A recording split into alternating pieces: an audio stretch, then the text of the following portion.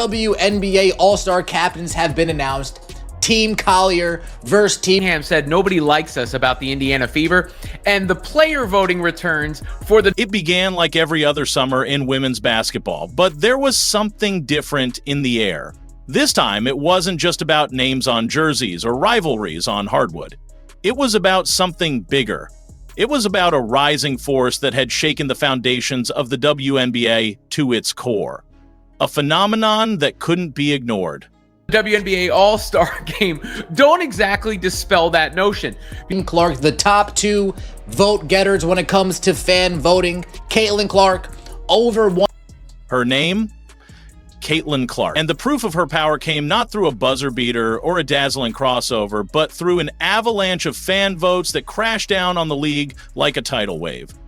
When the WNBA announced its 2025 All-Star voting results, the numbers were nothing short of historic. Clark didn't just receive more votes than any other player, she received more than all 30 top vote-getters combined from 2 years ago.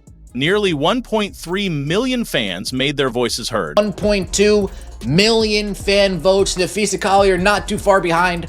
Because Caitlin Clark received the most votes overall, like captain on the team alongside Nafisa Collier. Another... Selecting Clark as their star, their leader, their queen. To put it in perspective, the entire league had never seen this level of support for one individual in its history. It wasn't just voting, it was a statement, a movement, a revolution in real time. 2023, A'ja Wilson had led fan voting with just under 96,000 votes. That number had once seemed massive. Until Clark came along, her 1.3 million shattered every previous record, rendering the old benchmarks obsolete. Starter Aaliyah Boston was right behind them in votes, yet both Clark and 1.1 million fan votes. Aaliyah Boston was close, less than 2,000 votes. From small towns in the Midwest to the buzzing coasts, from rural Alabama to California's urban cores, the message was loud and clear. Caitlin Clark was no longer just a rising star, she was the star. And for the first time in WNBA history, it felt like the fans, not the media, not the league, not the players, had taken control of the narrative. But in the shadows of that celebration, tension simmered. While fans were celebrating, some WNBA players were doing something very different, plotting. Away from a Team Clark versus Team Boston. All AB were ranked 9th by the players in guards and front court, respectively. The league's internal voting system revealed a bitter undercurrent when it came time for players to cast their own all-star votes. Despite being the clear choice of the fans and earning her place as team captain alongside Nafisa Collier, Clark found herself ranked 9th among guards in the player vote. 9th, as if her influence, her popularity, and her sheer impact on the league meant nothing. Aaliyah Boston, her teammate and fellow fan favorite, faced the same fate, ranked 9th among front court players by the players themselves. Two members of the Indiana Fever, two players driving national ratings and sold-out arenas. All-Star game experience, that would have been quite the entertainment, but instead, we get dismissed in near-identical fashion by their own peers. Coincidence? Not a chance. The message was clear. The players had drawn a line in the sand, and the Indiana Fever were on the other side of it. Sophie Cunningham may have said it best when she bluntly declared, "Nobody likes us." At the time, it felt like a rallying cry. Now it sounds like a prophecy fulfilled. Jealousy had turned into strategy.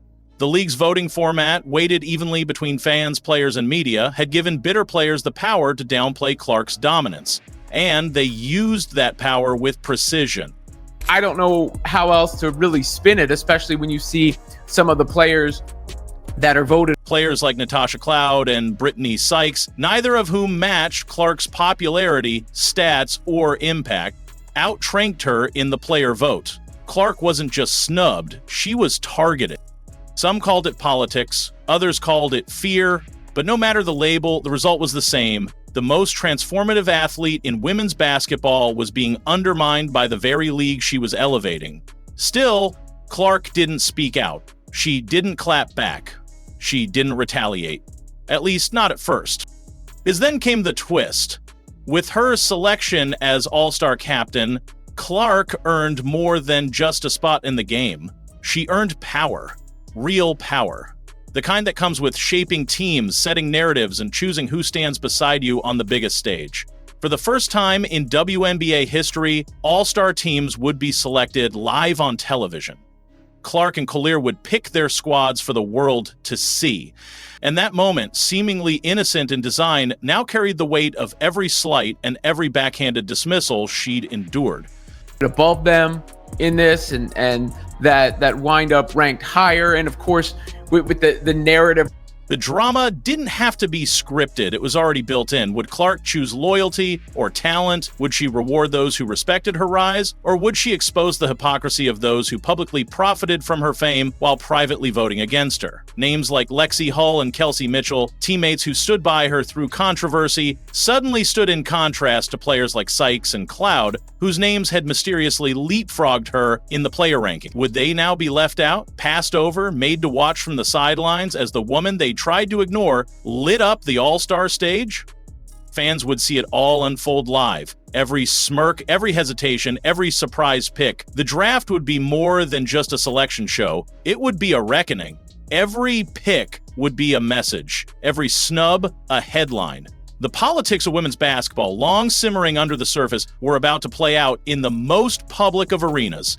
Around Caitlin Clark in the past. Let's take a look at the actual voting returns. You can see it for yourself. And behind all of it was Clark, the player once hailed as a breath of fresh air, now finding herself the eye of the storm. Yet through the chaos, her influence only grew. The WNBA's announcement of expansion, 3 new teams joining the league by 2030, was no coincidence. The timing made it clear. Clark's impact wasn't a flash in the pan. Her popularity was driving change at a structural level. New markets were rising in response to her gravity. Cleveland in 2028, Detroit in 2029, Philadelphia in 2030. Each city chosen not because of tradition, but because of momentum. Clark's momentum. The Golden State Valkyries, a brand new franchise, had already sold out all 10 of their home games without playing a single minute of basketball. That's the power Clark brings. Not just fans, but corporate sponsors. Not just viewers, but TV executives and media networks. Not just teammates, but future generations of athletes who now believe women's basketball can be a cultural force. And yet, even as she builds the empire, parts of that very empire still resent her. They mock her, vote her down, and whisper behind closed doors. But the fans? They remain steadfast. Their message was louder than ever before.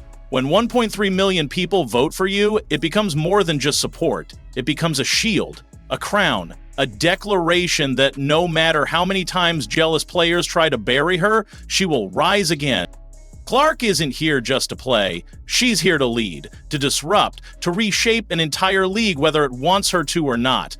And when she takes the stage for the All-Star Draft, it won't just be about who she picks. It will be about who she doesn't. Every omission will echo louder than any applause. Every decision will carry the weight of a league at war with its own rising star. The players tried to humble her, the league tried to balance her impact, but in the end, it was the fans who decided, and they chose Clark not just as their captain, but as the future of women's basketball. The All-Star Game is just a milestone. What comes after may be the real reckoning, because the Queen doesn't just play the game anymore, she owns the board.